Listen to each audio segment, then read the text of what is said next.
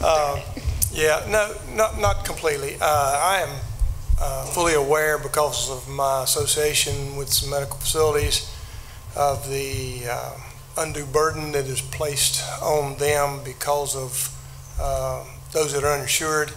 And quite honestly, those that are insured are paying for those that are uninsured. So I'd love for us to find another way to do that rather than expanding something that we have some known problems with.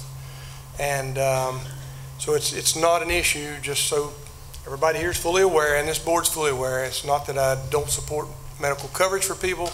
It's not that I don't recognize that we've got a uninsured issue. It's just that I feel like there are some better ways to get the problem addressed than expansion of that. And the reason I say that is not, and I know that disappoints you because you're not hearing everything I'm saying.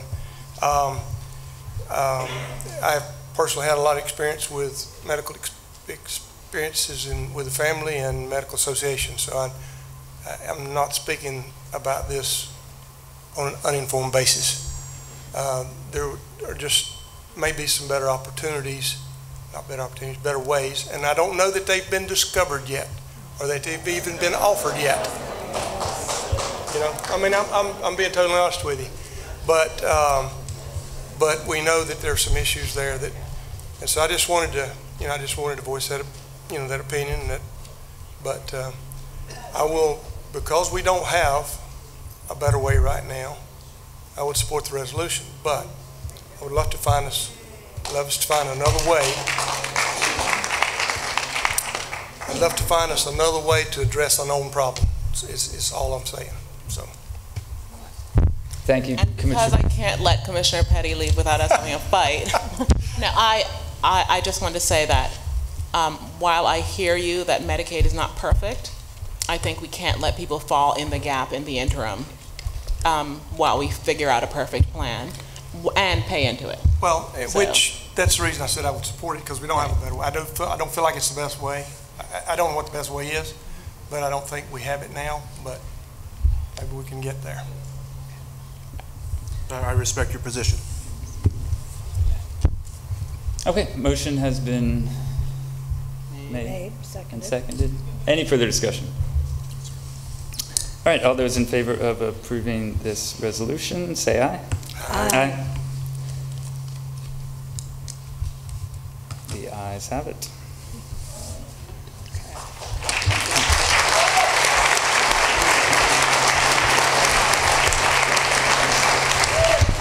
See, that wasn't very popular, but I always speak my mind. We expect that, Walter. Next item on our agenda is a presentation, and I am going to take a couple minutes just to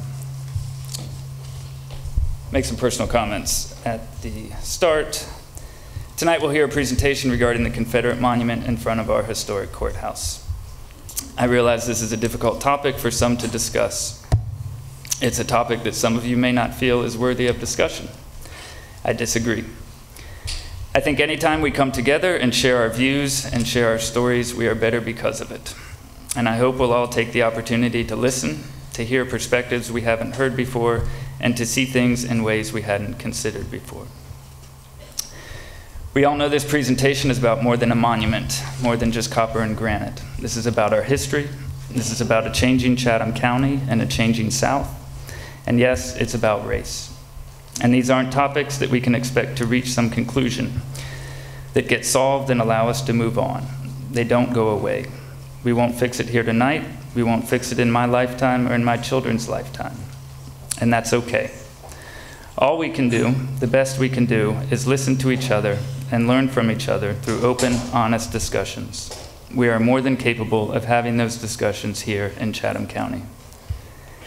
I'd like to close with a plea for decorum and civility.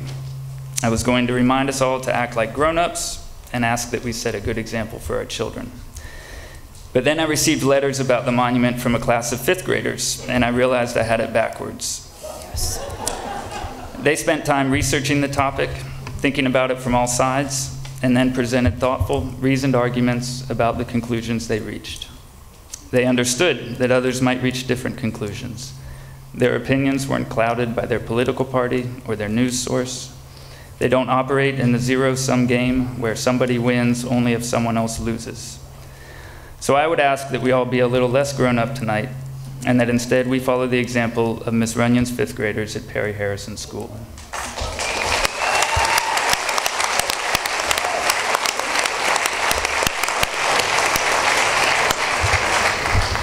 That may not be why you're here tonight. You may be here to point fingers and shout, and that may get you some cheers from your side, and you may even get a few seconds on the news tonight. But you won't change any minds. You won't bring anyone to a deeper understanding of your position. You won't move the discussion forward in any meaningful way. And you certainly won't represent this county well, which I know is full of good and kind people that care about and respect each other. So let's show that here tonight.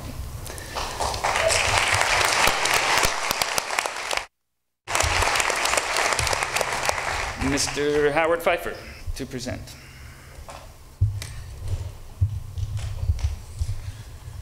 Good evening, Commissioners. Before I start, I just want to say that, Mr. Petty, you will be missed.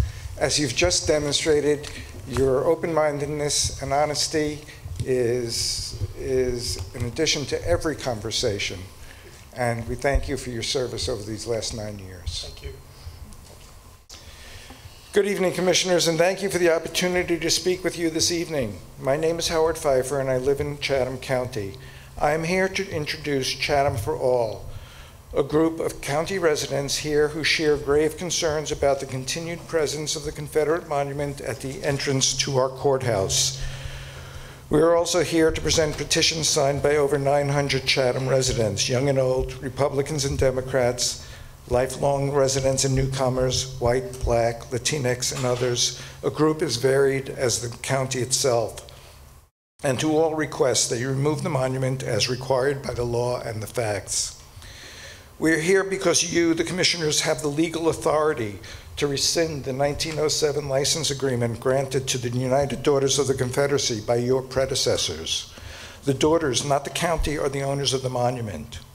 North Carolina General Statute Section 100-2.1, which governs the county's actions with respect to removing the monument, does not apply because the monument falls under one of the exceptions written into the law, Section C2.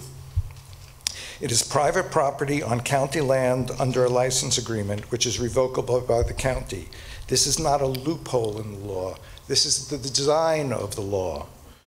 We do not come here to try to erase history. Through the clamor you created by those opposing its removal, you should remain focused on facts not in dispute. First, the monument celebrates the Confederate States of America as stated right on the pedestal. Second, the Confederate States of America were created to defend slavery, requiring the continued enslavement of African Americans. See Section 9 of the Permanent Confederate Constitution. And third, the Confederate States of America were intended to defy the rule of the laws of the United States and maintain a hierarchy without regard to equality and natural rights of all human beings. Just listen to the words spoken in 1909 in Granville County by Governor William Walton Kitchen at the unveiling of the monument there, when he said it is not within, quote, the power of all the armies ever drilled or of all the constitutions ever written to make the white man and the black races equal. Certainly, no one here in Chatham County, regardless of their point of view vis-a-vis the monument, would use those appalling words today. At the same time, that true historical context of the monument must be acknowledged. That message, uttered back in 1909, still is and always will be linked to Confederate monuments. You should also be aware of your legal obligation to remove this monument because it occupies our town center in front of our historic courthouse on county property. As a matter of law, it constitutes government speech. Because it is a monument celebrating the Confederacy, it celebrates the enslavement of African Americans, and therefore violates the 14th Amendment of the United States Constitution and Article 1, Section 19 of the North Carolina Constitution. Any monument in the center of our community, Any government speech should voice our best shared values. Please tell the Daughters of the Confederacy to retrieve its property. Thank you for all of the work you do and for the people of the county. Our first speaker is Chris Kamen.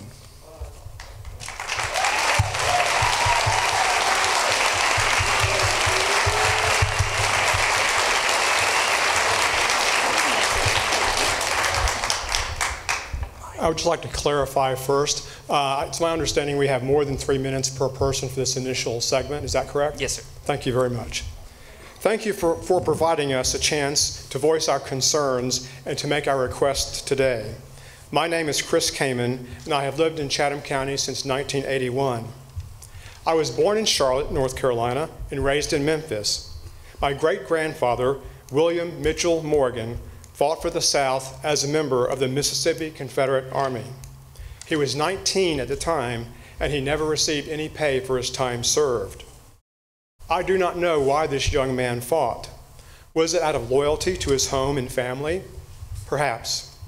Or maybe he thought the white race was superior to the black race, that the slavery of blacks was the natural order of things, and that the South had a right to continue slavery as its economic foundation. Perhaps. I don't know. I was raised to believe in the honor of the South and to revere Confederate soldiers who died fighting for the South.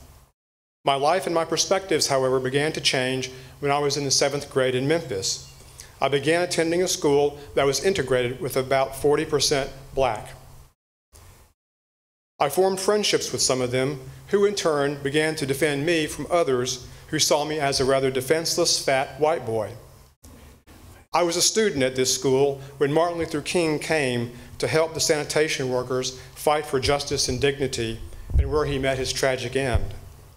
I continued to change as I had more black friends and watched the civil rights movement grow into the 1970s and beyond.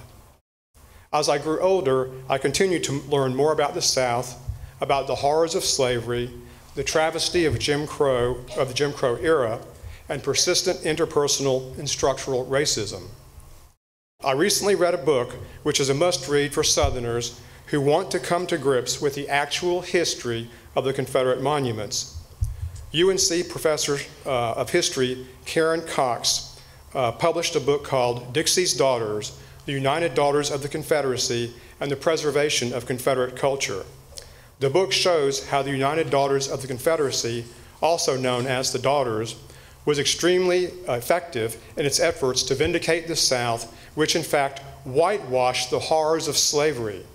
Their attempt is part of a narrative called The Lost Cause. Between 1900 and 1914, they bought and installed 21 monuments to the Confederacy here in the Piedmont in public spaces like courthouses and town squares. However, after the Civil War, and the period immediately after that, from 1868 to 1900, only 6 memorials had been placed in the Piedmont, and 5 of those were in cemeteries by organizations which preceded the Daughters. The Daughters were founded in 1894. The Daughters were also successful in rewriting history books to change the causes of the Civil War from a war to maintain slavery to a war about states' rights and northern aggression. They sought to portray slaves as happy and owners as benevolent masters who took good care of them. Examples of pro-Confederate historical perspective can be found in the chapter titled The Negro in the book Chatham County, 1771 through 1971, which is available at the Chatham County Public Library. The Daughters also promoted essays which spoke of the civilizing influence of slavery upon those enslaved. The Daughters embraced the KKK as chivalrous knights, and I'm quoting here. In 1913, the Daughters endorsed the book written by one of its members. It was titled The Ku Klux Klan or the Invisible Empire.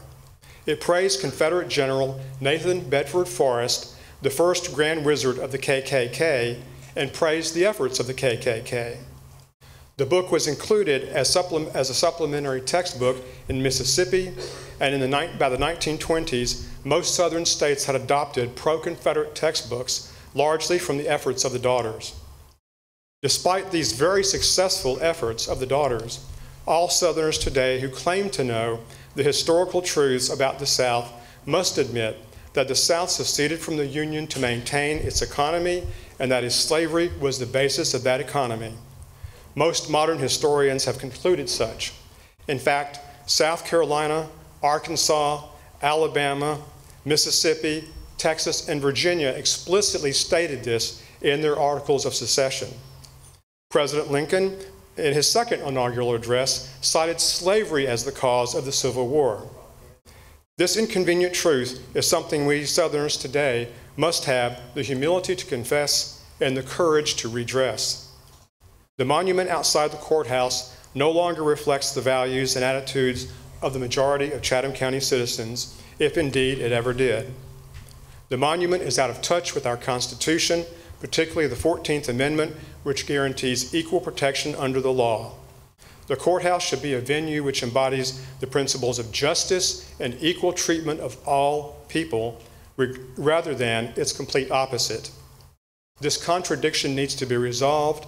The monument needs to be removed from our courthouse grounds and returned to the Winnie Davis chapter in a timely manner. Many cities and states across the country, including the South, have removed or relocated their Confederate monuments to cemeteries and other more appropriate venues than courthouses and publicly owned spaces. I urge you to join with them in making Chatham County a place for all people. Thank you. Oh.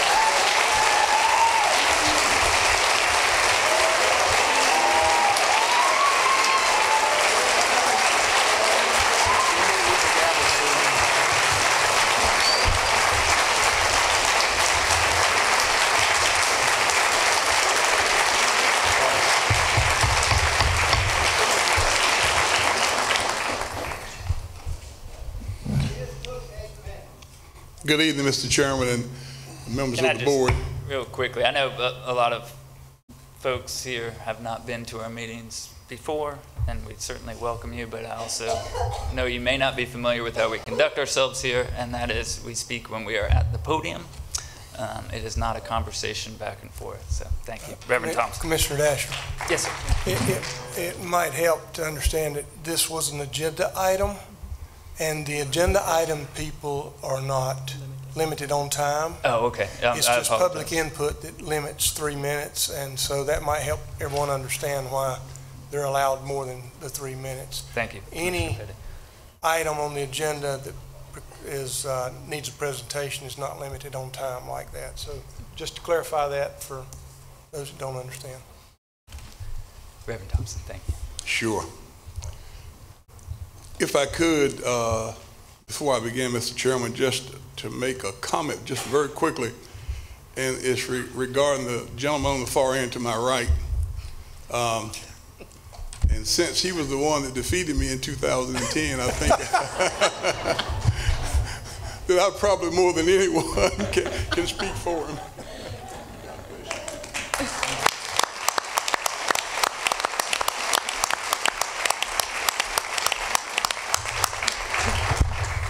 Commissioner Petty and I have been friends since the 2010 campaign. We actually became friends during the campaign. And so it made it a little easier whenever I was defeated to call him up the next morning and congratulate him. And so you've been a very conscientious and hard-working, honest and fair man, Walter Petty, and we appreciate your service to Chatham County. Thank you. You know, I'm reminded, again, I'll say this and I'll move on, but I'm reminded that there have been times over the past, I guess, 9 years that we've met each other at different events, and while we, you know, disagree on some things politically, I think people's eyebrows would raise when they would see us just talking to each other as friends and not as political opponents, because even though we've disagreed, we've learned to disagree, but yet to still be friends. And in all situations when we worked together over the last 9 years, it's been for the benefit of all the people of Chatham County. So I want to say that. Good luck, man. It's been a real asset to Chatham County. Mr. Chairman and members of the board, thank you for this opportunity to come before you to speak regarding this issue that's before us this evening. I'm Carl E. Thompson Sr., and I've served for many years in Chatham County as a local church pastor, elected official, community college educator, and entrepreneur. And I'm here tonight advocating for the removal of the Confederate monument from the courthouse square. Over the course of my public life of service, I've made many acquaintances of differing ethnicity, religions, and with various political and social views. We sometimes vehemently disagreed, but have always ultimately agreed to disagree out of respect for one another. And while there is a deep division among us around this issue, my hope is that we can one day come together to dialogue in the spirit of truth and reconciliation. All monuments convey or represent something. One may inspire pride and nostalgia to some, whereas in others it evokes memories of pain and suffering. It all depends on how each person interprets the history of it. I know the monument is viewed by some as a historical reminder of the men who fought for the Confederate Army. But let me tell you what it means to me as an African American growing up in and living in this county, and my understanding of the history that it represents. As a child, I grew up in the 50s and early 60s in the segregated South and experienced the degradation and dehumanization that this system of injustice wrought. I remember when we traveled as families on vacations, we always traveled together for protection and support, and out of necessity, packed picnic lunches and snacks for the long journeys. The laws that existed at the time made public facilities such as restaurants and restrooms off limits to us. As one of a small group of children, I experienced voluntary integration of the public schools in the 60s, and while I have very fond memories of Chatham Central High School, I also have poignant memories of threats of violence and animosity during those early years. Upon graduation from college, I moved back to Chatham County to live just as many of my friends were moving away to find better opportunities. There weren't many for people of color in this county in 1976, but I wanted to stay and try to make a difference in people's lives. So I became a candidate for the office of county commissioner in 1977 and won by the grace of God, becoming the first African American to hold that office since Reconstruction. During my 16 years as a public servant, I obviously spent a lot of time in and around the courthouse in performance of my duties. And I have to say, it sometimes felt surreal, making decisions to protect the rights of all Chatham citizens in the shadow of an image on a pedestal, no less, who would deny me my basic civil rights. There are many valid reasons this statue should be removed from the front of the most prominent building in our county. The foremost is that it does not reflect the core American values contained in our country's Constitution that you, our county commissioners, swore to uphold. Our Constitution as a document is the embodiment of the ideals of justice, human rights, nonviolence, civil discourse, equal protection under the law, safety, fairness, integrity, accountability, and truth. This monument to the Confederate cause does not embody or reflect any of our values. Mitch Landrieu, the mayor of New Orleans, so eloquently summed this up by stating the following: these statues are not just stone and metal. They're not just innocent remembrances of a benign history. These monuments purposefully celebrate a fictional, sanitized Confederacy, ignoring the death, ignoring the enslavement and the terror that it actually stood for. The presence of this monument sends an ambiguous message to anyone who comes to our county as to which side of the Constitution we're on, given the ideas that I just mentioned. This government represents all the people of Chatham County. There should therefore be no doubt in anyone's mind about the values we represent and hold dear. As our county elected officials, you have the opportunity to do what is right rather than what is expedient. Allow history to remember you as being for the cause of what is morally right and just. I believe this verse from the book of Isaiah in the Bible is most appropriate. It reads, learn to do right, seek justice, defend the oppressed, take up the cause of the fatherless, and plead the case of the widow. Reconciliation can only come when truth is acknowledged and there is a sincere attempt to eradicate all vestiges of hate, oppression, and man's inhumanity to man. Germany stands out as a truly remarkable symbol of reconciliation and truth by removing all monuments to Hitler and the Third Reich from public view. Lastly, I'm here tonight for my children, grandchildren, and there are many generations to follow in this county. I want them to inherit a place where diversity, justice, equity, goodwill, and quality of life are celebrated. I've spent my entire life working towards that goal. While we have made much progress, we still have a long ways to go. But every time we are collectively moved by the spirit of justice and righteousness to act to remove a symbol of oppression and injustice from our midst, we are progressively moving towards that goal. Thank you very much.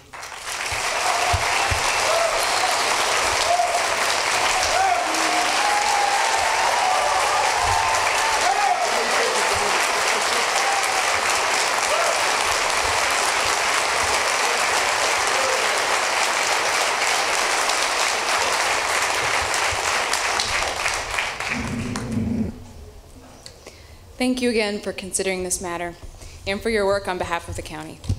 Commissioner Petty, I've always appreciated your perspective on this board, and I know you'll be missed.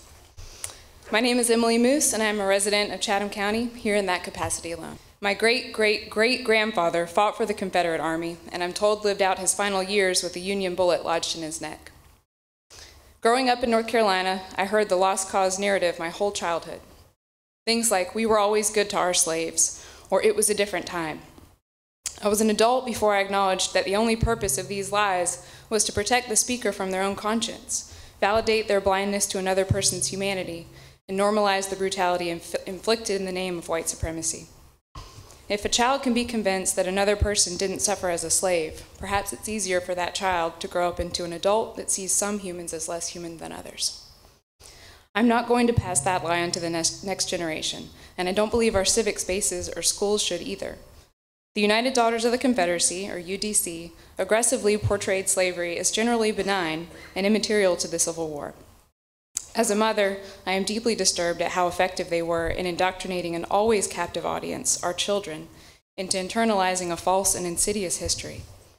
What they did affected every child in every school that used textbooks influenced by the UDC, whether their parents supported the Confederacy or not. Moreover, their false narrative is still being taught and is being illustrated and reinforced by the monument in front of our courthouse. My hope for my children and all children is that Chatham County will serve as a model for undoing the damage done and have the courage to tell our full story. In the previous presentations, we heard the broader historical context of this effort by the UDC to glorify the Confederacy. Let's look specifically at Chatham's monument. In the early 1900s, over 40 years after the end of the Civil War, before which 80% of the white male voters in Chatham County had rejected secession, the UDC led a 3-year, in their words, uphill campaign